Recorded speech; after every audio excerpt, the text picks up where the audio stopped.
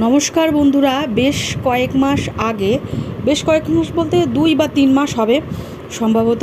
তো একটি দিদি 4টে শাড়ি আর কি এইরকম ছিল, তোমাদের সঙ্গে আগে শেয়ার করেছি।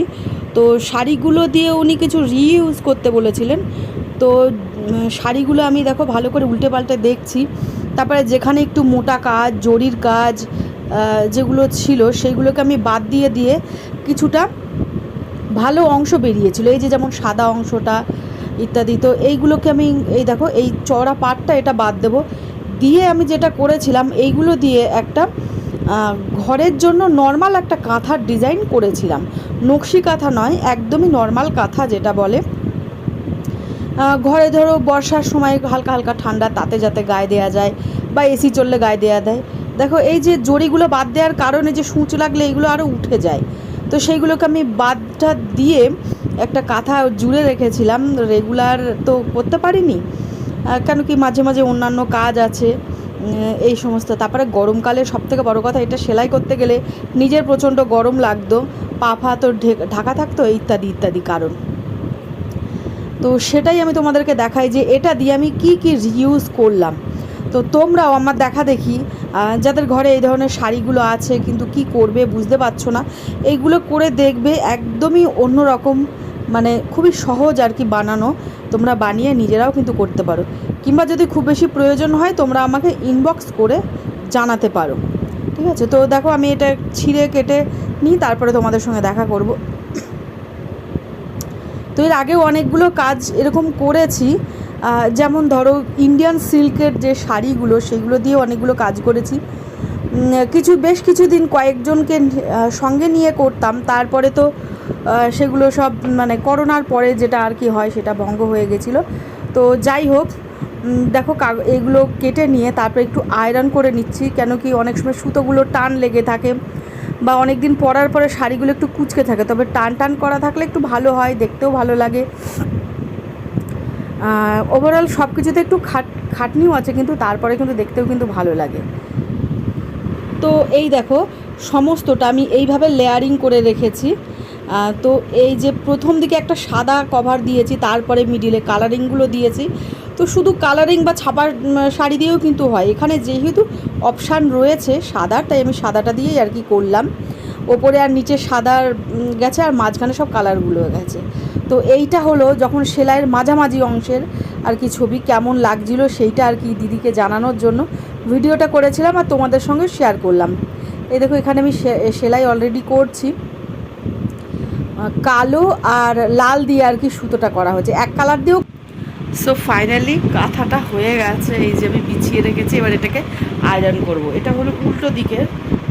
তো টাইমটা বলি, টাইমটা আমার, আমি ওনাকে প্রায় 3 মাসে ডেলিভারি দিচ্ছি, কেন কি ওনার অনেকটা টাইম বলেছিল যে অসুবিধা নেই, খুব অত তাড়াতাড়ি লাগবে না। আর আমার যেটা হচ্ছিলো যে অন্যান্য কাজগুলো খুব বেশি পড়ে গেছিলো, ওই জন্য সময়টা লেগেছে। দিন আর ঘন্টা যদি হিসাব করি তাহলে এটা খুব একটা বেশি নয়, যখন যখন ফাঁকা পেয়েছি তখন তখন করেছি। তো আমি আয়রনটা করি, আর আয়রন করার পরে তোমাদেরকে আমি ফাইনাল লুকটা দেখাই, প্যাকিং করব, আর আগামী শুক্রবারে এটাকে ডেলিভারি দিতে যাব। আরও বেশ কয়েকটি আছে, আর ইতিমধ্যে আমি একজনকে কাজগুলোর জন্য রেখেছি, মানে তার খুব আগ্রহ শেখার জন্য, ঠিক আছে? সব সঙ্গে থেকেও দেখতে পাবে। তো এইটা হয়েছে আমার 4খানা সুতির ছাপা শাড়ি দিয়ে। তোমরা হয়তো বলবে তাহলে ওপরে ছাপা কোথায়? অ্যাকচুয়ালি পাড়গুলোর দিক দিয়ে, মানে দুটো শাড়ি ছিল এমন, পাড়গুলোর দিকে ছাপা ছিল, মিডিলটায় মোটামুটি হালকা ছাপা ছিল, আর কোনোটা একদমই প্লেন ছিল। তো আমি দেখলাম যে প্লেন অংশটা ওপরে দিই, ভালো লাগবে। তো এটাতে উনি কভার করে নেবেন, তো কভারটাও আমাকে করতে হবে, এটাকে আগে দিয়ে আসি, ঠিক আছে? তো চলো চটপট কাজগুলো সারি। তো দেখো ক্লোজ করে তোমাদের সঙ্গে সেলাইগুলো দেখানো হচ্ছে, এটা কমপ্লিট হয়ে গেছে। তারপরে এই যে এটা যখন জুড়ছিলাম, মানে সেটিং করছিলাম, তখন এরকম সাদা সুতো দিয়ে র্যান্ডাম একটা সেলাই দেয়া ছিল, যাতে কাপড়গুলো এদিক ওদিক না হয়। তো পুরো সেলাই হয়ে যাওয়ার পর এই যে সাদা সুতোগুলো একদম ধীরে ধীরে কেটে ওটা থেকে বের করে নেব। ওটা রাখলেও অসুবিধা নেই, তবে রাখলে পারে না এই ডিজাইনগুলো দেখতে খুব একটা ভালো লাগে না, ওই জন্য তুলে দেওয়া হয়।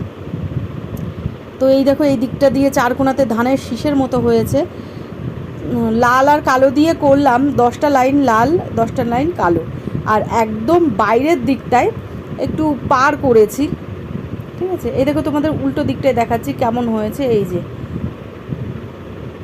তবে ভিতরে অনেকটা টুকরো টুকরো তো কাপড়গুলো থাকে, তার জন্য একটু আধটু এদিক সেদিক হয়। তো দিদি বললেন যে এটা উনি আর কি কভার লাগিয়ে দেবেন। আর তোমাদের সঙ্গে যে জিনিসটা শেয়ার করব, এত বড় আর কি কাঁথা প্রথম আমি পুরোটা নিজে হাতে করলাম, মানে জোড়া থেকে শুরু করে একদম পুরো কমপ্লিট সেলাই অবধি। তো এটা একদম দেখো ফাইনালি আমি ডেলিভারি দেওয়ার আগে তোমাদের সঙ্গে দেখাচ্ছি। এটা হলো উল্টো দিক, একটু এখানে প্রেস করে নিয়ে এটা প্যাকিং করে দেবো।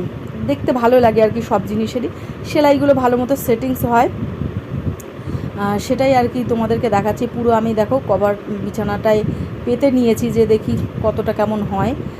আর দূর থেকে একটা অন্যরকম ডিজাইনের মতো লাগছে, কিন্তু কোনো ডিজাইনই দেওয়া হয়নি, দুটো কালারের জন্য এরকম 3-4টে কালার দিয়েও করা যায় বা একটা কালার দিয়েও করা যায়। তো আমি এইভাবে করছিলাম। তো চলো, এই যে দেখো যেটা বলছিলাম, এই পাশে যে সুতো দিয়ে এই যে বর্ডার লাইনটা দিয়েছিলাম লালের মধ্যে, তো এটা আমি সুতো দিয়ে করেছি, উল দিয়ে করিনি। এটাও একটু চাপ দিয়ে একটু সেলাই করে দিই, তারপরে তোমাদেরকে পুরোটা দেখাচ্ছি যে পুরোটা দেখতে কেমন হয়েছে। তো দেখো ধীরে ধীরে করতে হচ্ছে, এই যে আমার পুরো খাটটা একদম জুড়ে গেছে।